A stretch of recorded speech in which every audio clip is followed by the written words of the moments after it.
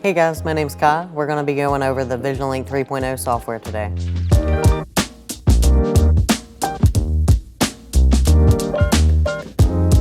Throughout the software, you're going to be seeing links to SYS, parts.cat.com, and the Inspect app. If you need any information on that, please let me know. If you want to get set up with it, shout to me and we will get you set up. It is a fully customizable forms for the CAT Inspect app. Anything that you can implement within your company for inspections, so post-operation, pre-operation, walk-around, safety, anything like that for inspection apps you would like to use. Fully customizable, so you're more than welcome to reach out to me if you want to get set up on that. Parts.cat.com is an account that you can have for our parts ordering.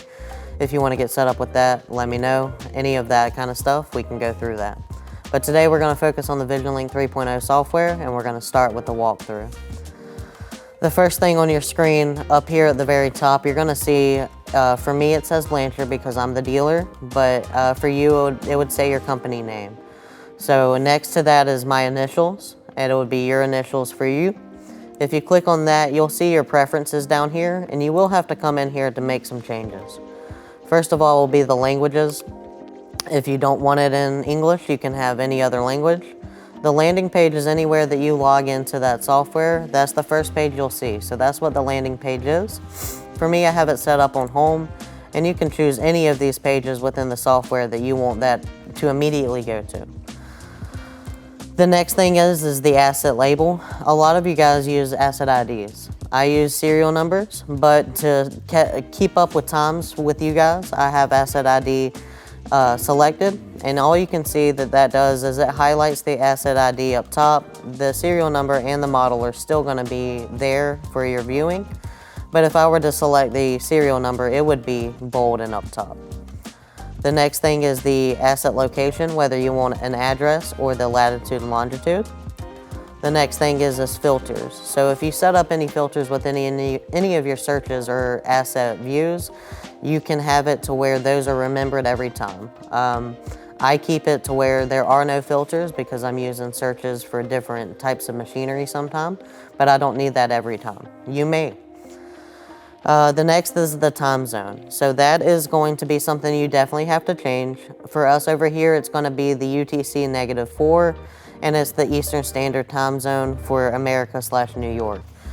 If you click down into that, there are many options, but you can see that it starts at 11. It'll go down to what we need at -4, and that's where you'll find the New York America time zone, and that will be us over here. The next is the format for that time and date. You can have 24-hour or 12, as well as the different date formats. So the first one, the month, day, and year, or you can do day, month, year. That's the normal ones that we see over here in the States. The other ones are usually for European. The next is currency. So for us, obviously, it will be the US dollar. If you, for whatever reason, there are multiple choices in there for you to choose from. Next up is the number convention. You should not have to change this. It usually defaults to what we use over here in the States. That comma is the European version. And the last thing on this list is the units of measurement. We use US standard, Fahrenheit, and PSI, but if you ever need for troubleshooting reasons to change those pressure settings so you can see the machines and what the manuals are calling for, you just remember that you can come in here and update that. The only other thing that you can update from this screen is you can click on Update Profile Information. That's where you'll go to change your name, your email, or you can change your picture if you so desire. That is it for preferences. So we're going to hop into the software now. This right here is my landing page. It's the home page. From here, it's basically just a search function as well as some quick links for all of our software. This search function, you can type in anything. So you can type in 775, and this is a broad spectrum search. So it's going to pull in anything that has the consecutive number 775, whether it be an asset ID, a serial number, or the model. So you can actually take that in and look for anything within your systems. From here, you will not see the customers. Again, that's because I am the dealer. You should only ever see stuff like the assets. And with that search, it saves them. You can save up to 10 at a time. And from that 10, it'll save the actual thing that you click on. So you can notice that mine says map here and overview here. If I were to click on that, it takes me directly to the map that I chose previously. The next thing up are some quick links for the parts and the inspections. The next thing up are just some software that we have linked to this, and you can change that by clicking on the gear, and you can see what is visible or if you want to change the setup of it, you can drag and drop for the sequence. Next up is going to be this needs review page. This needs review page revolves around the health issues, maintenances, and device status of your entire fleet. Within the health issues, you're going to have your oil samples, your fault codes, as well as those upcoming and overdue maintenances. It'll have a list of everything that has any sort of alert, and by each asset. With each asset, you can click down on this drop-down caret, and it'll show you what is causing that alert to come through. So on this particular machine, you can see that we have fault codes. Again, you can click on this down caret, and it's going to show you these fault codes that we have. With this, it'll show you the fault code, so you can hover over the description, and it gives you the whole thing since it's a little bit cut off. It gives you the EID number. It gives you the severity level of it. It gives you the hours that happened while it happened, as well as the time and date that this fault code was tripped. From this, you have these 3 action dots. Every time you see these 3 dots means that these are actionable items. So we can buy parts from here, we can dismiss this alert, we can add notes to this alert, we can add attachments such as pictures or files, and we can view and add history. Back over here to the EID, you notice that that is blue and there is a outwardly pointing arrow from a box. That means that this is a hyperlink. If you click on that, it's going to open SYS and it's going to take you straight to that information for that particular code. For this one, since it is a generic code, it did not bring in our serial number, but it did bring in the code information. For more specific codes, it will bring in that full serial number with that specific EID, and that will take you straight for all the troubleshooting manuals and anything you may need within SYS to complete the repair. Hopping back over into this, we do have the same thing for other machines, and you can see here on this machine we have fluid analysis. It's going to be the same for fluid analysis and inspections. You're going to have a description of what caused that alert as well as the hyperlink. If we click on the hyperlink here, it's going to take us into our SOS sample website. That way you're going to see the result for the fluid analysis. And you can see here that I pulled up the actual result as well as the sample from our SOS website. The next thing up is our inspection results. And the same thing happens here. You can do the downward pointing arrow and it'll give you that inspection. From here you can click on that and it'll bring you some more information about that inspection. This is basically a mini version of the inspection report, so it includes the pictures and everything that was imported into that inspection. When it was done, what type of inspection it was done, and who did it, and what was the alerts that was given. From here, you're going to see this across the board everywhere in this website. You're going to see the buy parts, you're going to see dismiss, notes, attachments, and history. And that is going to be everywhere in this website embedded. Another thing you'll see across the board for this software is a time frame. So just make sure that we're looking in the time frame for whatever data that we're looking to export. You can also filter all of these health issues from active, resolved, and dismissed, or any combination of the 3.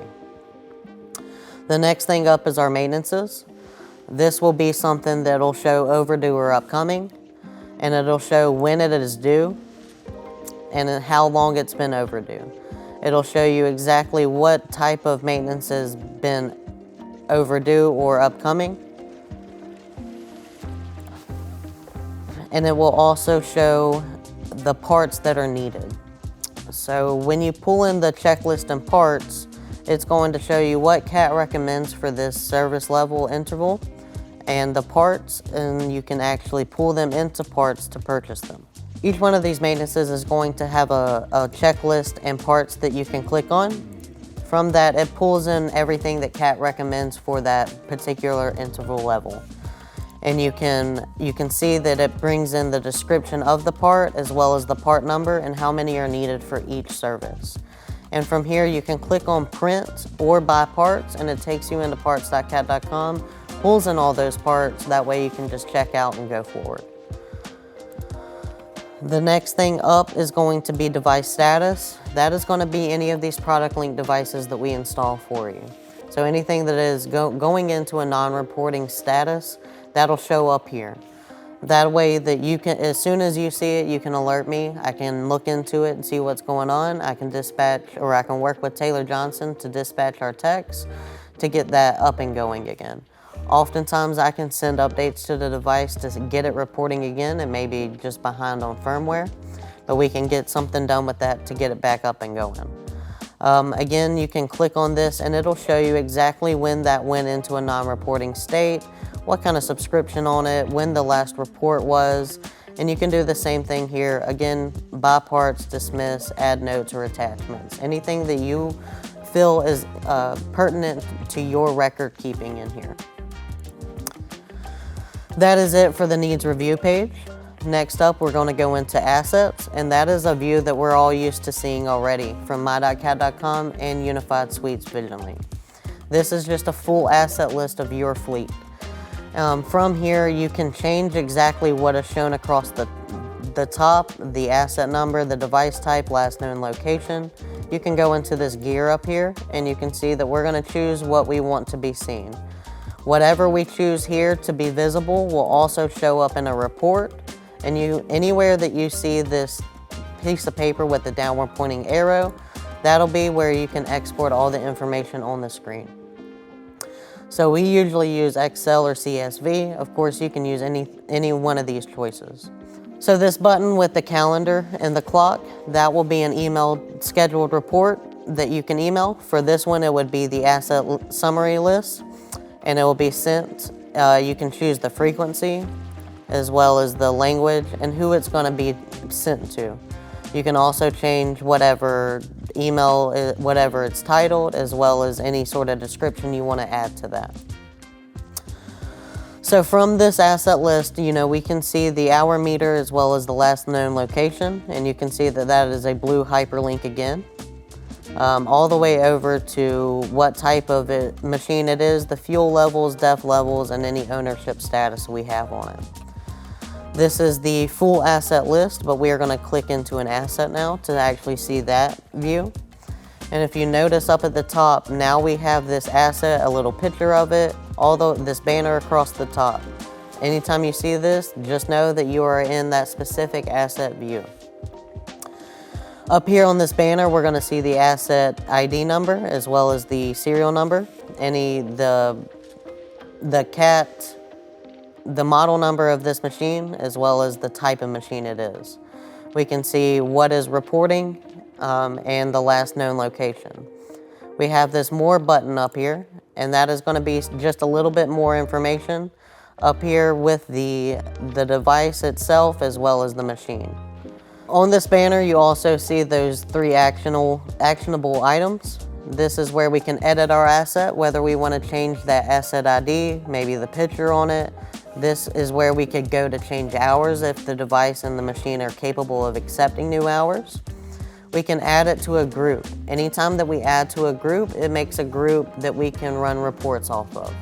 So if we wanted to do something like all dozers in a report, we could add this directly to that group. That way the dozer report that we run off of that, it'll include this machine. The request asset data button, that is going to be a ping function. That is something that we're asking that device, hey, we haven't heard from you for a little bit, give me an update. Once you click on that, you'll see that you'll have a banner come across the top of the screen, and that's just telling us that we successfully sent that request out, and it should update our information here. The last thing on this little actionable items list is the print QR code. The print QR code is a new function that CAT has implemented. It is a QR code that you print out, you laminate, put it on a machine, and if you take the picture of that QR code, it's going to bring up all of the information and specs for that machine. So it'll bring up the operator manual, it'll bring up specifications, it'll bring up emissions information. And again, you can notice that we have the buy parts. That will just take you into parts.cat.com and you can order any parts that you may need. On this first screen is the overview. It's just a quick look at this machine, everything it's been doing over the last couple of days. You can see that we have 7 days selected. Here's our timeline for this. Timeline is anything that when the machine started, when it stopped, any fault codes that came through, any inspections, any fluid analysis, all of this is going to show up on this timeline just to give you an idea of what was happening when a certain event happened. Health, again, we've already seen that a little bit, but this is specific to this machine. So we can see our fault code, fluid analysis, and inspection results. And each one of these you can click into to get more information. All of this information showed on the overview will have its own tab. That way it's more involved, more information, more data coming through on each one of these tabs. Again, the overview is just a quick look at all of this. Next is the planned maintenance on the machine. We don't have anything on this one. Our fuel and depth levels, as well as our asset location. And then below that will be our utilization. So overview of the whole numbers, as well as a graph for that information. That is the overview. We're gonna hop down into health. We've already seen a little bit of health, but that'll be our fault codes, fluid analysis, and inspection results.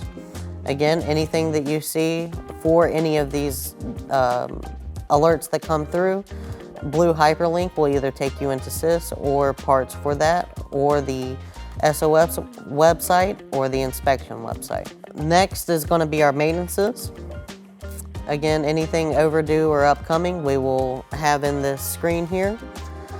We can also download any of the information and we can add backlog. For this, if we want to edit the settings, we'll go into that more in depth later. But if we wanted to edit the settings for the maintenances for this specific asset, we would go into edit settings here and it would only change it for this specific machine. Next up is going to be our service history. So anything that we've come out and done or that you have input to do, any sort of services will show up here. There's nothing for this particular machine. This is something that we would manually input.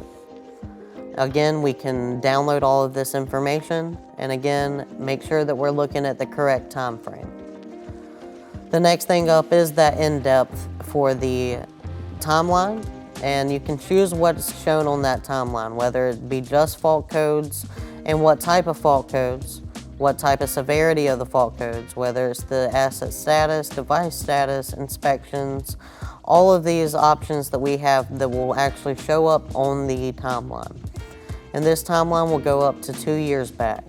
So you can scroll and see exactly when this fault code came through, exactly where it came through, where the machine was at when it came through, and then any of the status reports, so when the machine turned off or on.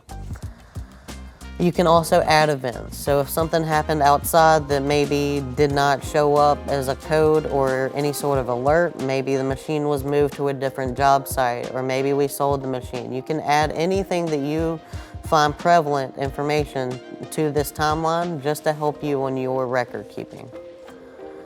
The next thing up is our utilization. Again, the first thing we want to check is to make sure our time frame is correct. And then for whatever, these are the cumulative totals up top. Then next you'll have a line graph for that. For each day you can hover over to get that date of data for that specific day, and you can see the runtime versus working and idle. Down below is going to be that itemized list. So the line item list of the graph and the cumulative data up at the top. Again, you can change how this looks by going into the settings, or you can download and export this data. The next thing up is asset operation, something that we're used to already, but it is again just a day-by-day view of exactly what that machine is doing. idle versus working time. So we can see that the orange is going to be our idle time versus the green, which is our working time. So we're able to look at that and get a quick glimpse of exactly how long this machine was idling versus working and make adjustments if need be. Over here on the left, right next to the day and time or date, you will see the little pie graph, circle graph, and that's just a quick glimpse of exactly how it stacked up through that day. So on this day, we can see that we had a good bit of working, a little bit of idle time.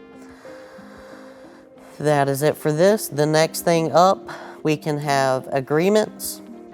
This is going to be anything for warranties. If this machine is on a customer value agreement, which is our CVA, or any service safety letters. You can also add, you can download any of this information and you can look into the machine warranties that we have when they expire.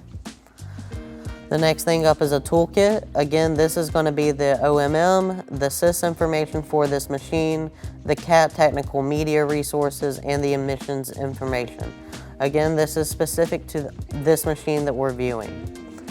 The more is going to be our ECM and telematics. This is really going to be for me on my troubleshooting end, but if you ever want to look at your ECMs and what firmware is on it, you're more than welcome to request at any time that I'll look and see if there are any updates for any of this firmware. Our techs can come up and update all of your ECMs if need be, or if you want it to be. And then I just use all of this information over here to troubleshoot these devices. Again, this is just the information about the device that's on these machines, as well as any ECM details. The last thing up is the map.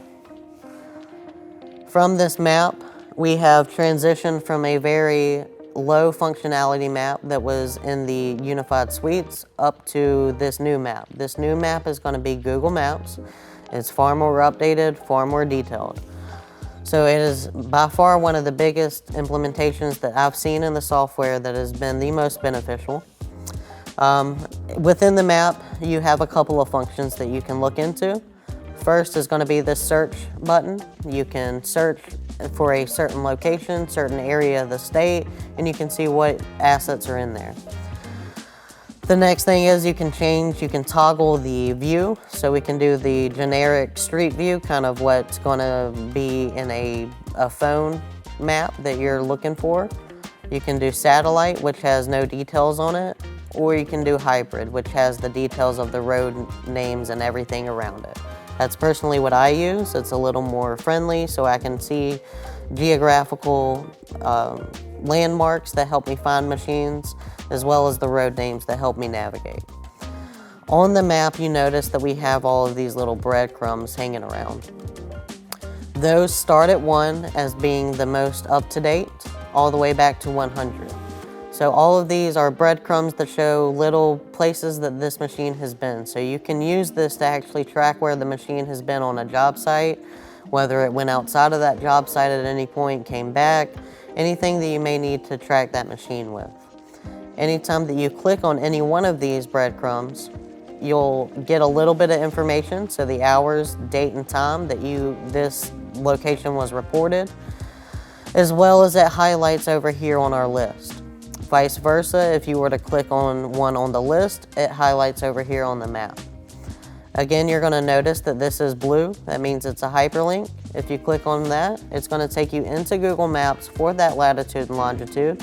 It's going to give you any pictures that were reported to Google. It's going to give you a way to get directions directly to it, as well as another map view more in depth, and that way you can search for anything around it if need be. The last thing is, if there are any fault codes, we click on fault codes. Just like we had breadcrumbs from our locations, we have breadcrumbs for these fault codes as well. So we can see exactly where fault codes were happening. I have seen previously, by using this software, we're able to look at certain areas where we're getting constant fault codes, that we're able to identify a problem area within a job site. So something like high speed, or maybe no seatbelt on an operator. We've been able to use this to identify those problem areas, and companies were able to rectify those issues. And again, within this, you can schedule a report or download the information, and you can change exactly what type of fault codes are coming through. The last thing on this map that I would like to point out is this little bullseye target down here in the bottom left corner. If you click on that, that's going to show you your location.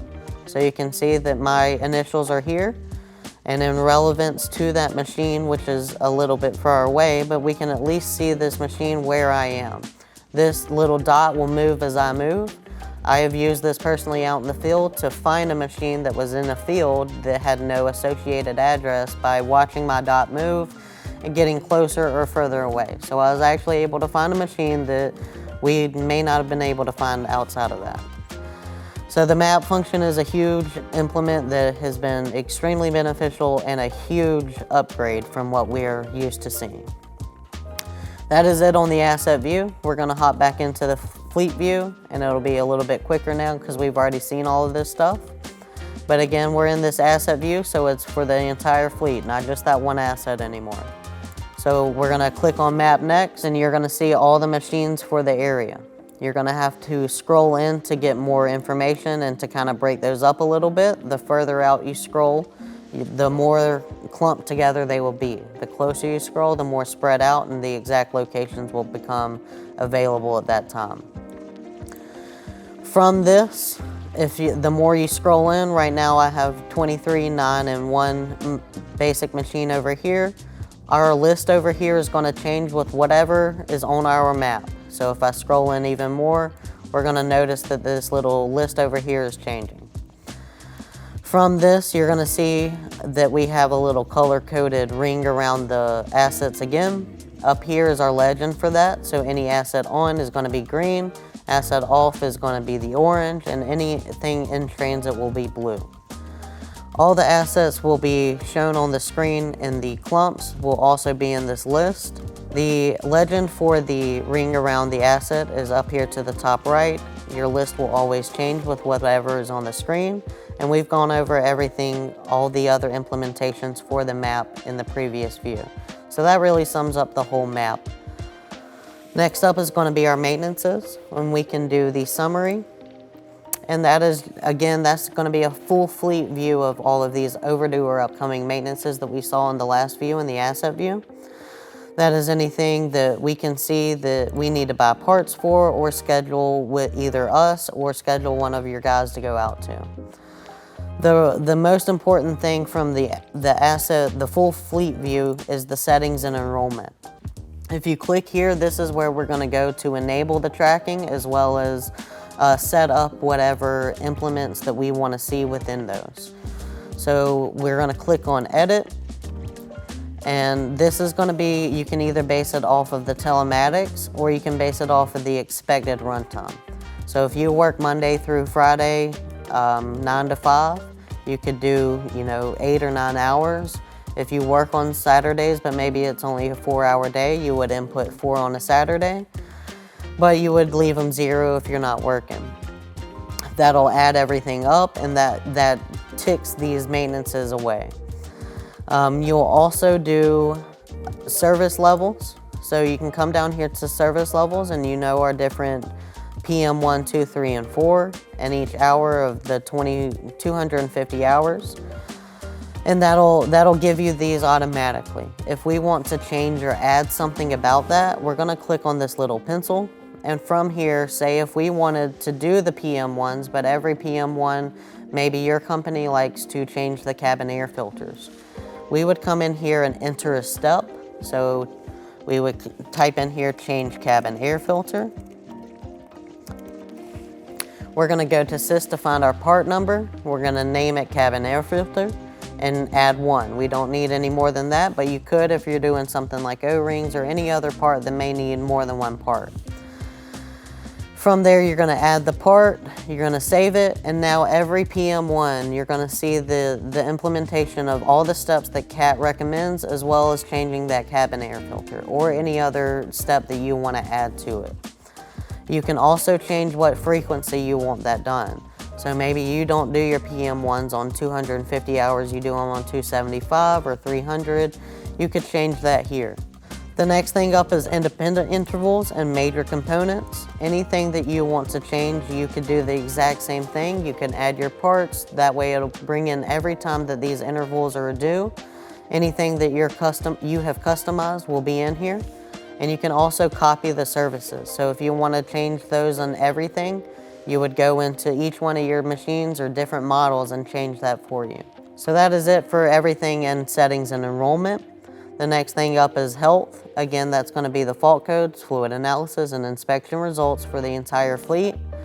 Same thing that we've seen previously. If you click down on the downward pointing arrow, you'll find the code information or inspection or fluid information, as well as the hyperlinks to get to those.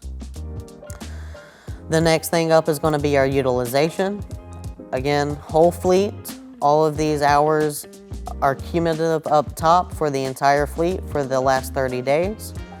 We can also edit what we're viewing. So you can view a chart and table, just a table, or just the chart. Up here, we're going to choose what exactly our information is showing. So right now it's runtime by asset, but we could do something like percentage of idle or fuel burned. Down below, the same thing, you're going to see the itemized list of everything displayed in the graph, as well as the cumulative hours up here. Again, we see that the schedule report and export, as well as changing anything that's going to be shown as the columns in those reports. Next up is going to be our asset operation, again a view that we're used to. So it's a whole fleet view of everything that that machine has been doing. The green around each day is going to be the working time versus idle. Green is going to be working, orange is going to be idle, and then the number in the middle is going to be for the full day, how many hours at work a day. Next up is going to be our Manage tab. Again, you won't see a good bit of this just because I am the dealer admin for it, but you will see users, asset, geofences, groups, notifications, and reports. All of this management stuff has been sprinkled throughout the entire application, but we can go here to the asset page to actually manage all assets at once. We can do the same thing for geofences, groups, notifications, and reports. So when we were doing the groups in our asset view, we could go here to manage it, delete it, add it, edit it, however we want to do that. Notifications are instantaneous alerts. So anytime we have a fault code or anything of a high severity, that's something that could go to an email, a text message, or an alert through the application. Reports are going to be scheduled, so something that's going to be daily, weekly, monthly, or yearly. And those same thing, any sort of parameters, a report will be able to be done. Customer users, yours will just say users for you. When you click on users, it'll have a list of users that are already in the system, and all you do is add the read-only standard user or admin. Please know that if you add an administrator to your account, it will always kick me as your dealer out of that. If you do want me to have access for me to come into your account and make changes for you, you will have to invite me back to that. Invite is just clicking on the invite button, and you can add as many emails as you want. Mine is going to be the ksimmons@blanchardmachinery.com. Add that to it. It'll click me as an admin and press invite, and that'll add me back as admin, and that way I can go in here and make the changes that you request. Any of your other users, if they're not already listed, the same thing with that invite button, just type in their email address, send it out, and once they complete the setup of their account, they will be able to access the software as well. Alright guys, that sums up the VisionLink 3.0 introduction. If you have any comments, questions, or concerns, please shoot me an email at ksimmons@blanchardmachinery.com or productlink@blanchardmachinery.com. Thank you.